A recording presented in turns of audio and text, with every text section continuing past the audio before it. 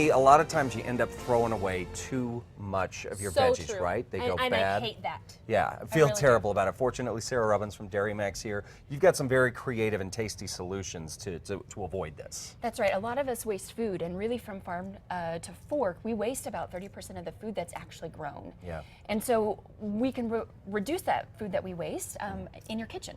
So as a dietitian, I have some tips for you to how to save money and get the nutrients that That's you need. fantastic. Get the pen and paper Yeah, out. exactly.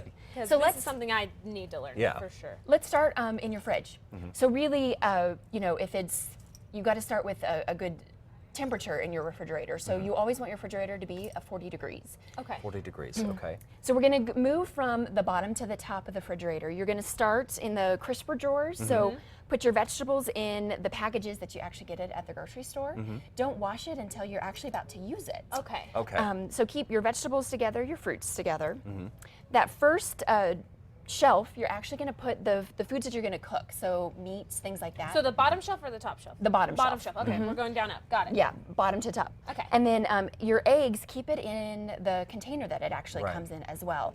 Don't store it in the fridge. You want to keep it in the you want to store them in the fridge. Don't do it in the door. In the door, In okay. the door. Okay. A lot of fridges have those. Yeah, little they've got that pockets little with egg tray. eggs. Yeah. Don't do it.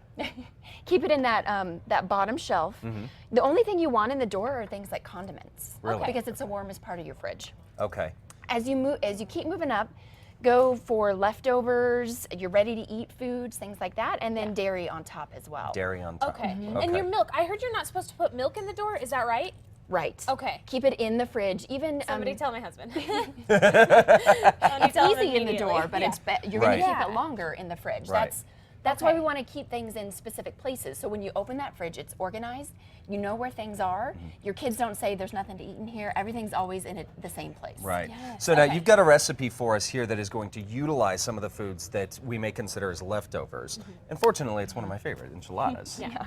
So, you use it or you lose it with leftovers.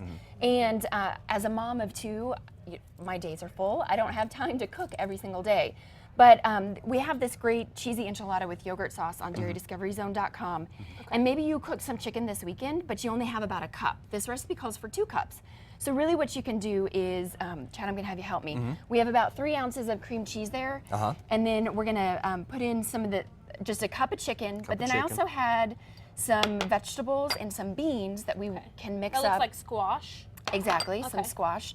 They're leftovers. If, we can throw these together, just kind of stir that up, add some sauce, whether it's, some jarred salsa or if you like your enchilada sauce, whatever it is choose that you whichever have on sauce you hand. like. You can mix in the different things that you have in your cupboard already. Okay.